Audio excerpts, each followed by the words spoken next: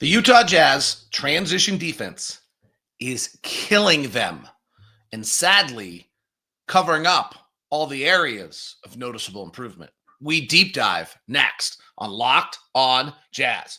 Bum bum bum bum bum bum bum bum bum bum bum bum bum bum bum pow.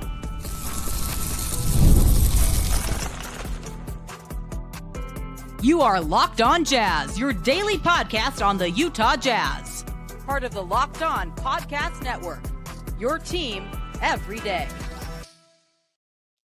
How are you? I'm David Locke, radio voice of the Utah Jazz, Jazz NBA insider. This is Locked On Jazz. It's your daily podcast on the Utah Jazz, giving you insight, expertise, lots of geeky numbers today, and hopefully making it way better to be a Jazz fan each and every day.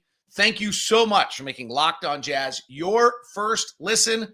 We are free and available on all podcasting apps and on YouTube. So thank you. Plus, we have a new free daily newsletter called Locked On Jazz. Go to lockedondaily.com. Get it brought to you every day. Tomorrow, you'll get the exclusive Empty the Noggin. Late game watches as the week goes on. We'll hopefully have that for you maybe on Friday.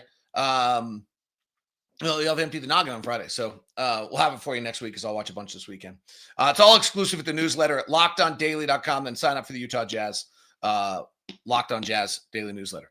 On today's show, Luka Dončić is really struggling, and we are going to look at that and get ready for the Dallas Mavericks game. But really what we're going to do is a massive deep dive of geeky numbers on, for those of you on YouTube, you saw pictures. For those of you on audio, you just saw it, on the Jazz transition defense. And it is outrageously bad. And the sad thing about it is it's covering up areas in which the Jazz have made massive improvements. And if the Jazz could rectify this, it would vault the defense considerably. And then in addition, I'm going to show you that the reason everyone's giving for why we're so bad in transition defense, I don't think is true. Or at least the numbers don't say is true. So we're going to dive in. This is the structure of it. It's a little geeky. We're going to first show how much transition we're in defensively compared to the rest of the league. Then how detrimental it is. Then we're going to look at the things that we're doing really well and how you can't see them because of that. And then I think one of the most interesting things we're going to look into is why do we allow so much transition? How's it happening? And it's not happening, I don't think, how people are saying it is or how we think it is. I don't know who people are. Let me just go with how we think it is. And then I want to look at what happens if we get average. And then the last note on this is, well, you hear this a lot. Do we allow a lot of transition because we offensive rebound so much? So if I have time, we're going to get to all of those plus Luka's struggles. Okay, so the first thing is 26% of all of our defensive transition possessions are in transition. 26%. League average last year was 17%. We were the worst in the league last year at 21%. And league average was 17%. So it was bad. Last year, we allowed 27.2 points per game in transition, and the average team in the league averaged 21. We were allowing 6 points per game in transition more than the rest of the league at 27 points a game. We're allowing 36 points per game in transition now. 36 points per game in transition. Teams are getting 23 shot attempts a game in transition. The league average is up this year. The league average is 18% of possessions are in transition. We're at 25.7, 26. The next closest to us is the Lakers at 21.6. We're in transition 5% more defensively than any other team in the league, and we're in transition 7.5 percentage points more than league average. We're allowing 36 points per game in transition. The next closest is the Lakers at 30. Okay. Why is this so detrimental? Because our coaching staff, as Will Hardy talked about, Scott Morrison and Sean Sheldon, did a huge, massive deep dive on half-court defense. Scott's an offensive juggernaut of an NBA brain. And so he looked at the league offensively and then figured out, well, how do I want to defend it? And the Jazz in the half-court this year, going into last night's game, 2 nights ago's game with Walker played, was the 12th best of half-court defense. It's now 15th. They were the third best team in the league in pick and roll. They're now the 6th. They're the number 1 team in the league in defending the spot up. They're building the foundation of a really good defense, except for the fact that 26% of all defensive possessions are in transition. We allow in the half court, okay, geeky number alert, if it hasn't been already. In the half court, we allow 0.98 points per transition, or excuse me, per possession. 0.98, less than a point. In transition, we allow 1.22. So 0.24 points more in transition than in the half court. For 5 transition possessions, that's more than a point a game. It's about 4, right? 0.22. 4.5. So we're doing this. The coaching staff's done this amazing job. The players have bought in. Will Hardy's talked about that it was plastered all across the building, that we're 30th in the league defensively, or 30th in the league in pick and roll defense. We're now 6th best. They're doing all these. Half-court defense last year, I think, was last in the NBA, or at least awfully close. It's now good. Like, it's great. There's all these things that are going well for the Utah Jazz. Half-court defense last year was 28th in the league at 0.93, or 93 points a game. And per possession, half-court defense last year by the Utah Jazz was 1.04, and it's now 0.98. That is great. And yet, you can't see it because we're 27th in the league defensively again. We were 30th last year, so that's a growth. And the reason is because we allow so much transition. So back to some notes on this. We're allowing 22 chances in transition every night. We just talked about it, 1.22 points. So the narrative is it's because of all of our live ball turnovers. I don't think so. We turn it over. We turn over live balls. It's not great. Don't misunderstand. Opponent steals against us are the second most of any team in the NBA at 10.5. There are 5 teams in the NBA that allow 10 steals a game by their opponents, okay? Or they're victimized by 10 steals, whatever you want to look at. The Detroit Pistons, the LA Clippers, the Portland Trail Blazers, the Minnesota Timberwolves, and the Utah Jazz. Okay? So those are the 10 teams, the 5 teams. There's definitely a correlation. Portland allows the second most transition of, wrong year. Portland allows the 4th most transition of any team in the NBA. Minnesota allows the 8th most. The Clippers allow the 12th most.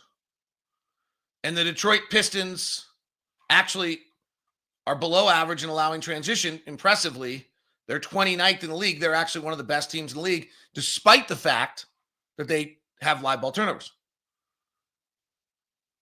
But Portland's turning over live as much as we are, and they allow 20% of their possessions in transition, and we allow 26. And Minnesota turns it over as much as we do live, and they allow 20% of their possessions, and we allow 26. And the Clippers turn it over as much as we do live, and they allow 18% of their possessions to be in transition defensively, and we allow 26. And the Detroit Pistons turn it over live as much as we do, and they allow 15.7% of their possessions in transition, and we allow 26. It's not the live ball turnovers. In fact, I would argue with this team and the age we have and the development we're going through, if we're trying to fix the live ball turnovers, will quell growth by offensive players, and it might not be worth it. But I would suggest getting back on defense, and we'll talk about it next on Locked On Jazz. Today's edition of Locked On Jazz is brought to you by our friends over at FanDuel. FanDuel is America's #1 sportsbook.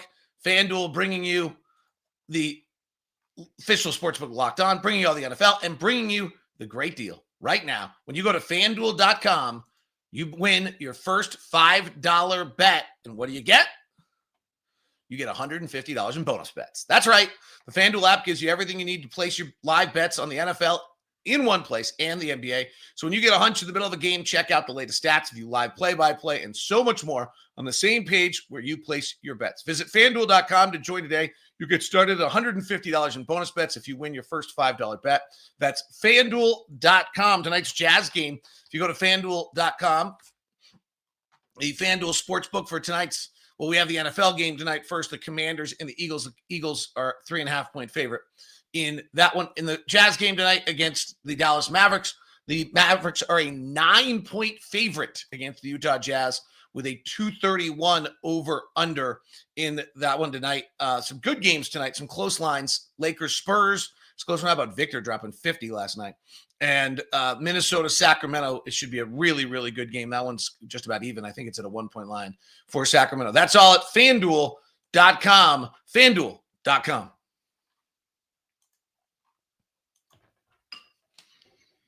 Thanks so much for making Locked On Jazz your first listen of the day. We do greatly appreciate it. For those of you who voted on the YouTube polls that we throw up there every day, let's get the latest answer on our YouTube polls questions.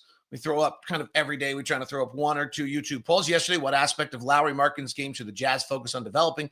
56% said enhancing his isolation and post-game skills.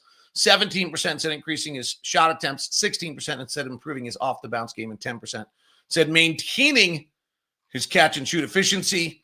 How long should the Utah Jazz continue to experiment with player development strategies, even if they aren't immediately successful? This was the question of yesterday's show, and 70% said all 82 games. Let it go. Let it ride. We're on for the ride. We get what's going on. 17% said until noticeable improvement takes place. All right. Still continuing on transition. Deep dive here, baby. 22 chances in transition each night. We turn it over 10.5 times live balls. Of those 10.5 live balls, 7 of them become transition off a steal. Okay, so not every live ball turnover turns into a fast break the other way. In fact, it looks as though 70% of them do.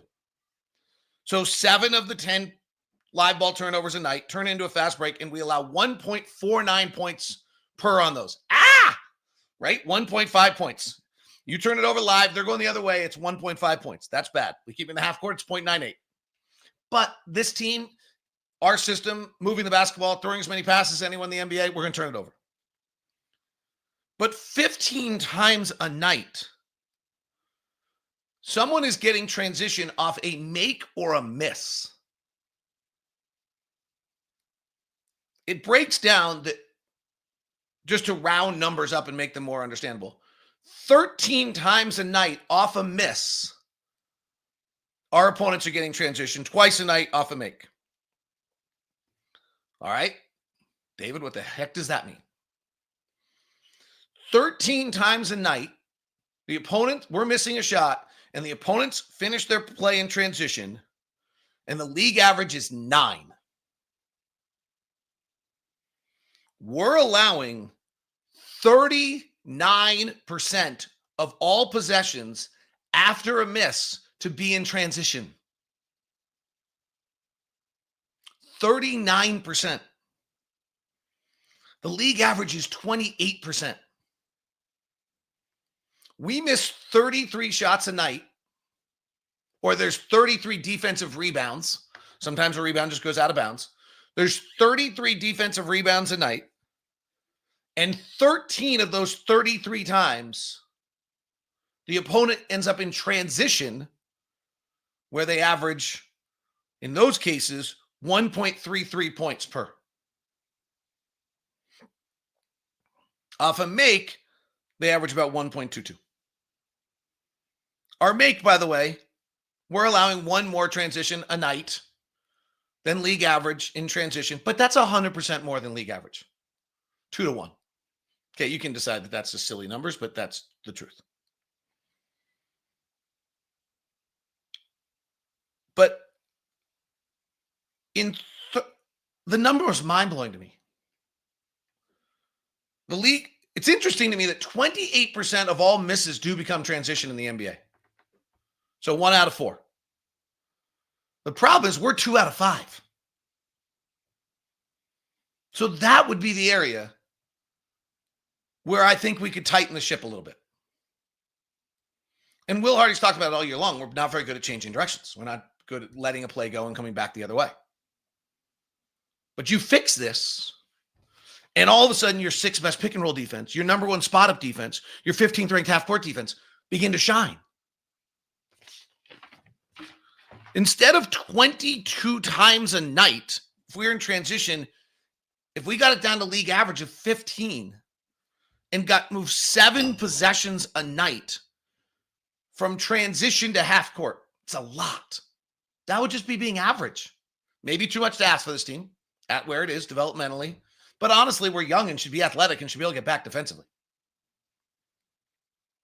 It would save us almost 2 points a game. It would move the defense to about 22nd in the NBA. Not a huge jump. We still, now, it's hard to look. There's some things here that get kind of hard to tell because right now, defensively, we're 25th in the league against the shot. We don't force turnovers. And last year, for a period of time, we were like historically low at forcing turnovers. And we're not defensive rebounding great. Now, would we defensive rebound a little bit better because we're back in the half court? And would we defend the shot a little bit better? And so that 2 points actually becomes 3, and then we move to the 20th ranked defense. But that's probably where we should be. I mean, our half-court defense is 15th, so if we could just get average on what we allow, the part of the problem is not only are we not very good at keeping people out of transition, we're not very good at once they're in transition. I haven't even addressed that, right? Like, off a make, we're the 5th worst. Off a miss, I think we were one of the worst at 1.33. Off a miss, we were the 5th worst. Off a make, we were kind of in the middle of the pack. And overall in transition, we're 26th or 27th. So, that would be the next road to this. Right now in transition defense, we're 28th in the NBA. That's just like once they're in transition, us defending it. So if we can, once we can stop transition, if we can actually start defending the transition, then we become the 15th, 12th, 10th best defensive in the NBA. Then all the work of the coaches that they've put in to put in this transition defense, to the half-court defense and all these things, then you begin to see the dividends. This is the next foundational piece that we've got to improve as we try to improve. And I'm just highlighting how horrific it is right now. Okay. If we just decide collectively as a group, because we're in a bubble right now, that it's not actually possible for this group at this age and where these players are to not turn the ball over. Right? We're going to turn the ball over. You looked at it was Detroit. Who are those teams? Detroit and Portland. Okay, they're similar to us. They turn it over. Why the Clippers turn it over? Because of James Harden. Minnesota probably because of Rudy. Okay. So if we just decide that collectively, okay, it's not realistic to ask this group at this age, in this developmental stage, to not turn it over, then how about we just don't allow 15 times a night someone gets transition off a make or a miss, and we get that number down to league average, which is 10. And 5 times a night, we move a transition possession off a make or a miss into a half-court possession, we would save 1.5 points a night. It's a lot. By the way, if you're wondering, it's 4 wins a season. Now, maybe you don't want those this year, but it's 4 to 5 wins a season. When we're good, we better, as we're building, as Will talks about, building the foundation pieces that's going to make this franchise good. Those 4 or 5 wins are going to be the difference between 50 and 54. It's going to be the difference between playing on the road and playing at home. The difference between playing in a play-in and playing a playoff game. It's really going to matter. Okay. We can do a deeper dive on this, and we will, because I think it's fascinating. Some of you are probably saying, well, we crashed the boards. Quickly. The 5 teams that are in the worst transition defensive teams rank the following in offensive rebounding: 10th, 18th, 6th, 7th, and 3rd. Not a great correlation. Now, the next step would be the 5 teams that are the best in denying transition, or the 5 teams that are the best at offensive rebounding, and the 5 teams that do the least offensive rebounding. How much transition do they allow? The 5 teams that do the most offensive rebounding in Houston, Toronto, Memphis, Denver, and Charlotte, 5 best offensive, allow 9.2 possessions a night in transition. Wait a second. That's not right. Oh, off a miss. Yeah, okay. Allow 9.2 possessions a night off a miss. We allow 13. The 5 teams that offensive rebound the least allow 8.8 possessions a night in transition. So let me give you that again, because I kind of screwed it up. The 5 teams that offensive rebound the most allow 9.2. The 5 teams that offensive rebound the least allow 8.8 possessions a night in transition. The difference between high offensive rebounding rate and low offensive rebounding rate over the course of the game is half a possession in transition. Just to do the quick math, and we'll deep dive on this in a later date for the everydayers, if you go back to kind of where the Jazz are and use that as a template, half a possession is worth 2.2 points. But anytime you get an extra offensive rebound, it's off a 0 and it's worth 1.1. That's why people are crashing at an alarmingly high rate. Luka Dončić is struggling in a crazy way. And it might be because of Klay Thompson, might not. Next on Locked On Jazz. Today's show is brought to you by Game Time. That's the official ticketing app of Locked On. It's kind of the perfect ticketing app if you really want to get into it. Here, why do I say that? Why do I say that Game Time is the perfect ticketing app for you? Well, if you think about what you want from a ticketing app, I would want all-in pricing. That feature exists. Toggle it on. I would want seat view. Got it. I would want to make sure that I know I'm getting the best price so I don't have to open 3 other ticketing apps. Done. And now Game Time has the perfect feature called Game Time Picks that makes getting tickets to see your favorite game even easier. Why? Because it filters out the fluff to show you only incredible deals on great seats, so you don't have to waste time looking through the entire arena trying to figure out what section has the best prices. It's pretty great. Use the app features listed and customize your spot. Give it a little inspiration. Tell a little bit what you want. It'll curate the good deals for you. It'll give you a super deal. And of course, you get all the things I mentioned. All in pricing, seat view, lowest price guarantee. So take the guesswork out of buying tickets with Game Time Picks. Download the Game Time app, create an account, and use the code LOCKEDONNBA for $20 off your first purchase. Terms apply. Again, create an account, redeem the code LOCKEDONNBA for $20 off your first purchase. That's Locked On NBA, $20 off your first purchase. Download the Game Time app today. What time is it? It's game time.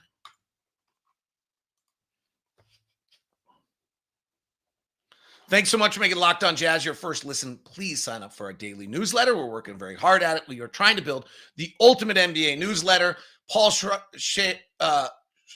I can never pronounce his last name right. Basketball Poetry writes the Thursday. Katie Heindel writes Monday, Tuesday, Wednesday, and Friday. Those articles have been great. This one on Joel Embiid, one on the NBA Cup, one on Klay Thompson's return home, and then we'll see what Mike Schreier.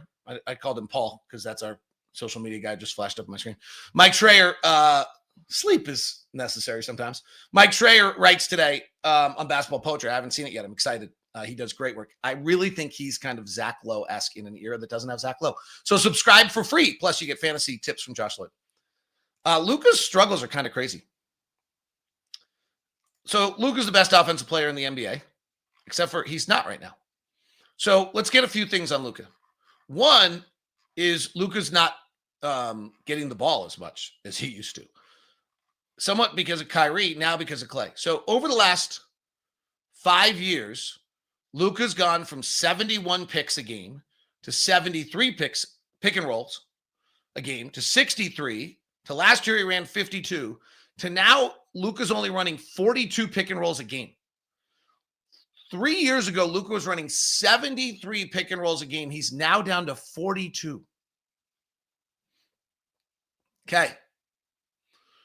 2 years ago in 22-23, Luka averaged 1.11 points per pick and roll. It was the number one player in the NBA.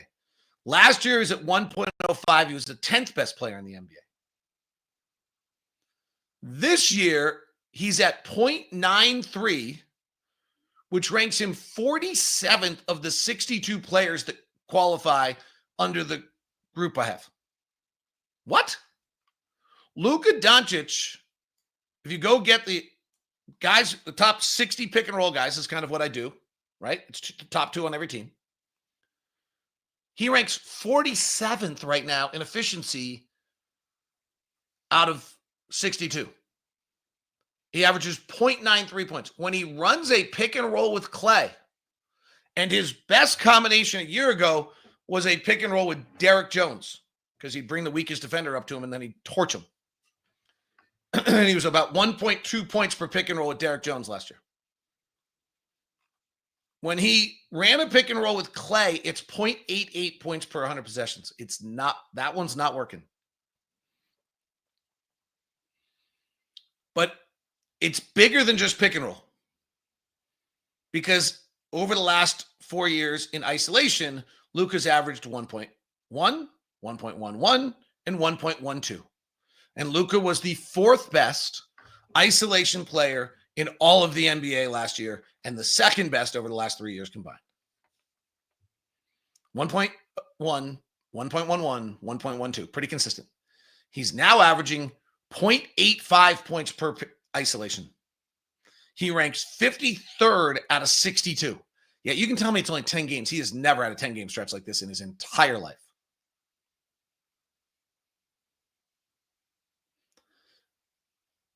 A lot of this, though, interestingly, so these are plays where he has the ball in his hands that Luka's off, right?